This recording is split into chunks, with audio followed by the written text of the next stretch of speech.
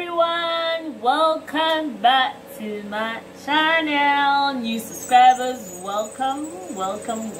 Old subscribers, I love you always, and you guys are the real deal. Okay, today is the calibration of the pH meter.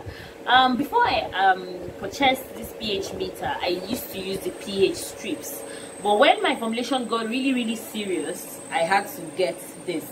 But meanwhile, before I purchased it, most of the complaint about pH meter was calibration. If your pH meter is poorly calibrated, definitely your pH levels will have issues. Yeah, taking your pH results will have issues. All right, as a skincare and even hair care formulator, I need to try to balance the pH levels of my product, especially the stay on product. Our skin has its natural pH level of about 4.5 to 5.5, pretty acidic, right? Okay, so I have two buffering powders here, and this is 4.00, which is of course the acidity side, and then this is 6.86, which is approximately, for me, I say 7. Just use it straight up. The pH meter needs to be calibrated, and not just anyhow, calibrated properly. All right, there are some instructions here. I could see clearly, of course, when you get it. It's about 250 ml water, of course, to 25 degrees Celsius or 77 degrees Fahrenheit. pH solution accuracy is plus or minus 0.1 pH. Pretty minute. Okay, all right, so I have about 3 beakers here, as you could see, and 2 of these beakers are reading 250 ml, which of course is the accurate measurement. And then this is 100 ml. This is just going to be water that I would use to dip in after one solution. That is, after taking the pH meter of one solution, I take the other, right? Dipping it into water first before moving into the next one. And this is a spatula for stirring, and this is a thermometer because we need to also check the temperature before we go ahead. Now, right at the back of it, it still has instructions. We said add the content of the sachet into container with 250 ml. Yeah, of distilled water at the temperature of 25 degrees Celsius or 77 degrees Fahrenheit. Mark the container with the pH level powder, used for future reference, and keep it away from children. Now, accuracy solution temperature for pH 6.86. For measuring pH of 6.86, accuracy, they said, is about 10 degrees. It will give you that. Celsius or 50 degrees Fahrenheit, 15 degrees Celsius or 59 degrees. You know, just the numbers are there. I wouldn't want to just, but then this is the range. At least your water should fall within the ranges of this temperature. The same thing too at the back, the same thing, your water. So definitely when you're taking your water, before you take your calibration, you need to make sure these waters, the distilled water you're going to use, should fall within this range. So please don't forget to subscribe to my YouTube channel, like my videos, share my videos, and welcome all of you. So let's dive into the calibration of the pH meter itself. All right, so this is my water here, my distilled water, of course. So I'm going to take the temperature of this water. Let's see, I'm taking it in Fahrenheit.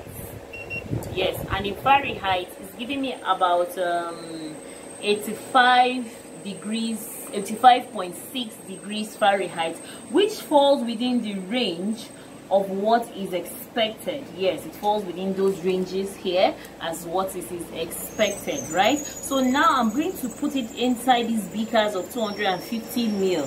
Yeah, I'm going to stop where the 250 ml is calibrated, because going above that, it's no longer going to be 250 ml. So this is a very simple procedure, but you have to pay a lot of attention to details. Now it's on the mark of 250 ml. So on the second one, so this is what is going to happen now. Each of the, yeah, it's on 250 ml. Now each of the solutions, and then I'm going to add here to 100 ml thereabouts, so that I can use it to rinse the mouth of the pH meter before dipping it into whatever solution. So this is what is going to happen now. I'm going to start with this 6.86 before this, but this is what is going to happen. Let me show you. is a powder solution in it. So I'm opening it here. It's actually a white powder solution. This is very, very important. Very, very important. Very important. Right, this is 6.86, so I'm going to put it here, right, to indicate that this is it. And then I'm going in for this one now. 4 points. Yeah. Alright. And make sure you pour everything, because this is a full measurement, so definitely you wouldn't want mistakes, right? I think everything is out completely. So I'm going to do like this. So this is our 4.00, and then this is our 6.86. So I'm going to use this spatula to stir, because you need to stir till the powder dissolves completely in the solution. Yeah, you can see it's dissolving.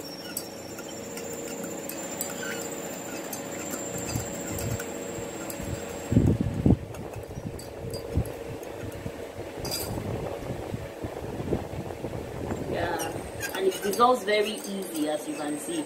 It's almost done. Can you see that? It's completely dissolved. I think that's a little bit. We're getting there. Alright, now I'm not going to put this into this just to avoid any confusion. Now I'm going to turn it upside down. Can you see? And then use this other side. Are you seeing what's happening? So that this doesn't get into this, because don't look down on anything here. A little can actually change everything. So can you see?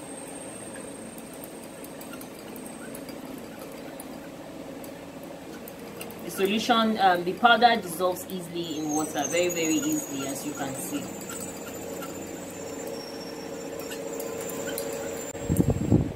Alright, what I'm going to do first, I'm going to put it in clean water first.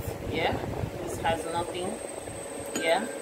And then just dab it a little bit. You have to be careful with the sensor. Just dab it a little bit on this toilet tissue. Yeah. So now I'm going to press the calibration button and then put it inside the solution of 6.86. Good. It has picked up. It has picked up 6.86. I hope you could see that. Yeah. So that is it. I hope you saw it before it went off. Alright, then I'm going in for the other one.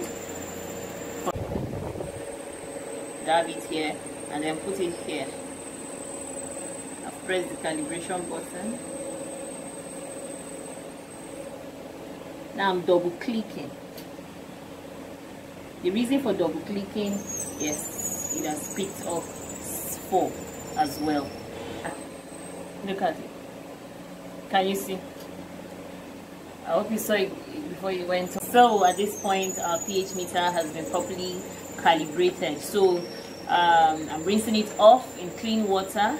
Yeah, and the pH meter needs to be wet at all times, the sensor. So I'm putting it back into this and then this. And your pH meter, and I'm switching it off. Sorry, I've not switched off. You're switching it off, yeah, so that the battery doesn't run down, right? So I'm doing this.